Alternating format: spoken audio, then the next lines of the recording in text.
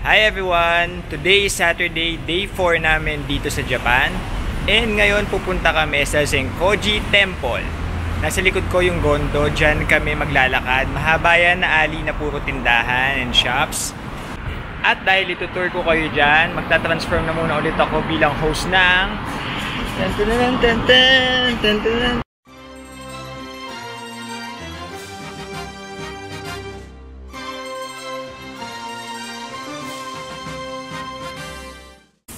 Hi mga kababayan, nandito po tayo ngayon sa Gondo, Nagano Gondo, kung saan dito po ay isa po itong mahabang street na napakadaming tindahan, shops, at mga kung ano-ano pang palamuti. Ayan, so sa umpisa pa lang ng Gondo, pwede kang magsulat ng mga wish dito, pero in Japanese. Hindi ako marunong magsulat ng Japanese, so matutupad kaya ang aking wish. Tignan natin yan. Hey mga kababayan, magsusulat po tayo ng wish dito. Bakit kayo? Relaxawin mo. Sana. So, ang tawag daw dito ay Tanabata. Dito namin sinulat yung wish namin. And isasabit namin to dito. Para po ito ay matupad. Sana po talaga ako yung makabalik sa Japan. Sa taas, pwede sa taas. Mas mataas para mas malapit sa langit. Doon sa ano, sa sanga.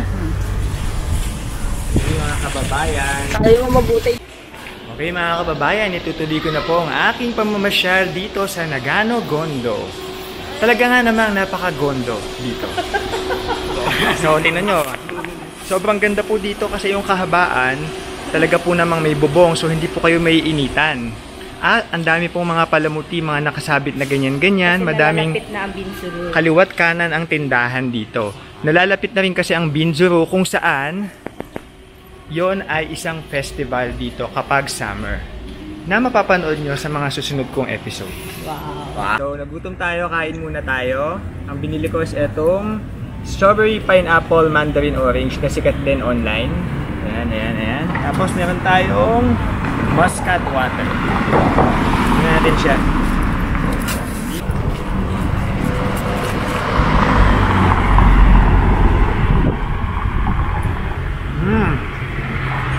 Sarap, ang lambot ng tinapay.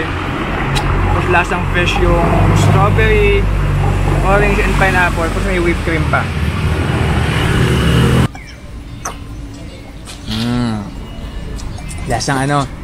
Lasang grapes na sa sesto.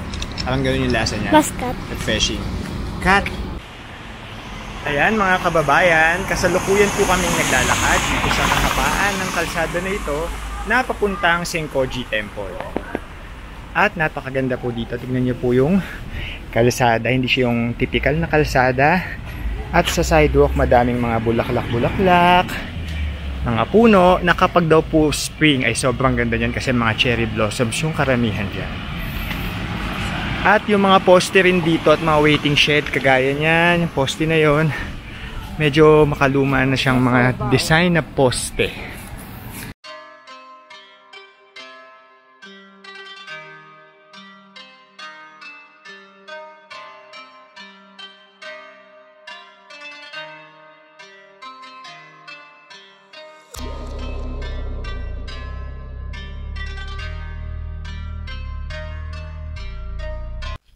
Basta mga kababayan, ngayon, matapos ang habang nakaraan, ay dumating na kami sa Zenkoji Temple. Ang templong ito ay nasa 1,400 years old na. And nakikita nyo naman siya sa background. Napakadaming turista na nagpupunta dito. Kaya halika, puntahan natin ang Zenkoji Temple, mga kababayan. Ay mga kababayan, so mas malapit na po tayo ngayon. Ito po yung parang gate ng Zenkoji Temple. Ika, pumasok po tayo. So makikita nyo, yung Zenkoji Temple, napakaganda po talaga ng kapaligiran dito. As in, mga makalumang Japanese structure. Pati po yung mga puno ay napakaganda rin. Yung gate, sobrang ganda po ng pagka-carve ng mga statue. Lalapitan po natin yan mamaya. Po mga kababayan, ay nandito na po tayo sa malapit po sa statue. Napakataas ng statue ito at napakaganda ng pagkakagawa. Pagkaka-carve. Kahoy kasi siya. So ngayon po, pwede po tayong mag-wish dito. Kailangan nyo lang po ng coins. Ihulog niyo lang po dito. Dasal po. Lapit ka dito, lapit. Okay. So, ihulog lang po natin ito at magdadasal tayo. Sana po makabalik ako sa Japan. Sana po makabalik ako sa Japan. Sana po makabalik ako sa Japan. Ayan mga kababayan, nagpapahinga lang po ang aking cameraman at kami po ngayon ay pumasok na dito sa Senkoji Temple. At papunta sa Senkoji Temple ay napakadami pong mga kainan pa, mga tindahan, cafes at sa paligid ng Senkoji Temple. Marami din mga hotels, inns na pwede nyong pag-stayan kung gusto nyong mag-overnight dito. Dito na kami sa tapat ng temple mismo and sa tapat mayroong mga bilihan ng souvenir. Yan, may souvenir shop dito. Mga keychains, mga charms, bracelets and all. Sa magkabilang gilid ng Senkoji Temple, kung makikita nyo, may mga Buddha and may mga mas maliliit pang temple. And po, nakapasok na po kami mga kababayan sa loob ng Senkoji Temple. Ito po yung gate kung saan ito yung main entrance nila. Pagpasok, may mga souvenir shops. Pakita po natin yung mga souvenir shops. May mga souvenir shops po dyan.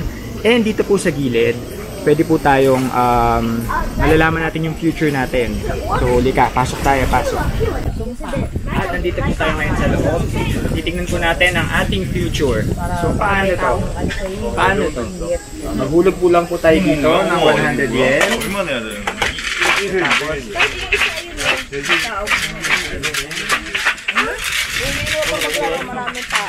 Tapos,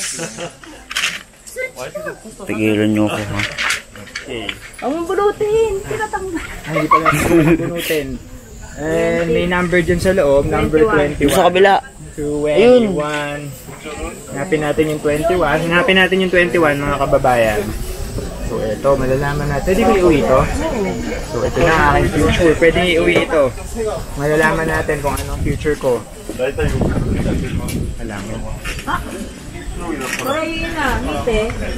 Malalaman natin mga kababayan. Future blessing. Wow, future blessing! Dito, kung wala kayong dalang 100 yen, meron namang coin changer.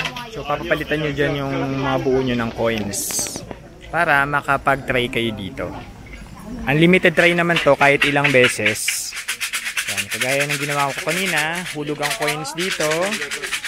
Aalugin nyo yun. And dun sa loob ng stick ay may lalabas na number. Tapos, meron ditong mga papel kung saan bubunot ka kung anong number yung nakalagay. At future blessing ang natatapat sa kanya. Magkaparehas kami ni Ate Milds, future blessing. Ay, patingin nga yung sa'yo. Approve! Ito sa'yo. Makuha yung wish nyo. Ito palang papel na to, bawal iuwi. Ibubuhol natin dito para matupad talaga yung wish. Ika, huwag natin. Buhol nyo, buhol. Dito. Hindi ka siya. Ano? 31번. 네. 다시 놓고 이제 31번을 Kasha. 이제 Ayan. Ayan! Okay na! Ayan, pumasok kami ngayon dito sa souvenir shop. Lamig, aircon, sarap. So ayan mga kababayan, ang mga tinda dito ay iba't ibang lucky charm. Kagaya nito, good health, long life. Ito naman, para sa mga manganganak, easy delivery. Ito naman, to ward off evils. Tapos meron din dito, ito, keeping a good relationship with love, para to sa mga magjojowa. Tapos doon naman meron ditong para sa education naman to, sa mga estudyante. Ayan, ang napili ko ay itong good luck with money. Kasi with money, madami kang magagawa. So ito pipiliin ko. So ayan, merong incense dito na igaganon mo lang siya sa'yo para mawala yung mga sakit-sakit na nararamdaman mo, mataboy yung malas. Ito pa, may mas malaki dito. Pwede rin dyan, Timay. Ano ka, yung alisin mo yung mga ano mo. Sa masakit mo sa katawan mo. Yung daw ibig sabihin. Para yung mga sakit-sakit sa katawan mo, wala. Para kuminis mukha ko. Ano natin sa mukha. So ayan, pasok na kami sa Senkoji Temple. Sana pwede yung video. So itong temple na to, isa to sa pinakasikat na temple sa Japan. At kita nyo naman, kitang-kita rin na talagang sobrang tanda na nung temple na to. 1,400 years nung nakita ko sa internet. Ayan, kakalabas ko lang ng mismong Senkoji Temple. Bawal kasing mag-video photo sa loob, pero sobrang ganda. Kita nyo naman sa background, napakalaki niya and 1,400 years old. Kitang-kita naman sa kulay ng kahoy and sobrang ganda ng carvings, as in ang ganda ng design. Po sa loob may mga Buddha statue. Meron ding statue doon na hahawakan mo sa ulo for good fortune. Ginawa namin yon. Tapos nagbayad kami ng 600 yen para pumasok kami dun sa parang kwarto na mahaba, malaki siya at yung malaki, parang tunnel na super dilim, bawal ang ilaw, bawal ang sapatos. As in gagapang talaga kayo, super, wala kayong makikita. Kailangan nyo kasing kapain yung susi. Tapos nakapaan naman namin yung susi, kaya lang hindi namin alam na yun na yung susi. And sobrang tagal namin sa loob, pumasok na yung isang monk sa loob. Sinabi sa amin na yun na nga daw yung susi, labas na daw kami. So good fortune. Kanina good fortune kami dun sa hula. Tapos good fortune kami dahil hinawakan namin yung ulo nung statue doon. Tapos nahawakan namin yung susi. Tapos last bumili ako nitong stamp. Nag-iipon kasi ako ng stamp dito sa Japan, iba't ibang klaseng stamp sa mga iba't ibang establishments. Dito, hindi siya libre, may bayad siya. 200 yen, buti na lang may barya ako. Kasi hindi rin siya ini-stamp sa notebook mismo, ididikit mo siya sa notebook. So yan, babalik pa kami dito sa Senkoji Temple, definitely. Bye for now. Yakiniku for dinner! Beef, sarap! Tamis, maanghang, malinamnam. Tapos malinamnam. Taba.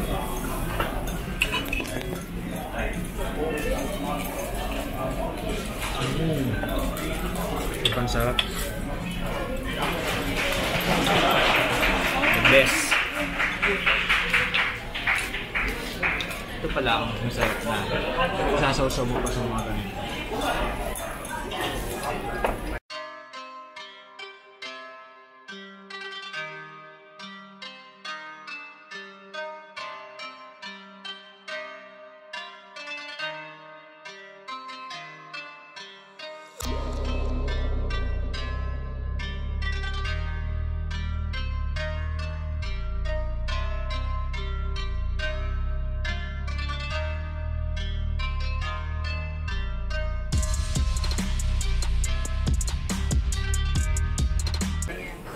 Daming pagkain! May soup. Tapos ito yung malambot na malambot. Tingnan nyo. Ganyan. Super lambot. Mine. Sarap. Sasarap pa ng mga sauce nila. Madami. Tapos yun may hipon. Hipon din. Kuha tayo ng hipon. Makain. Ito, hipon. Sarap. Dito sa yakiniku na to, mayroong dessert bar. At sa dessert bar, mayroong shaved ice, waffle, iba't ibang flavor ng ice creams. And ito may vanilla ice cream din dito. Tapos may drink bar din. Coffee, tea, soft drinks, wine, and beer. Busog na busog. Good night.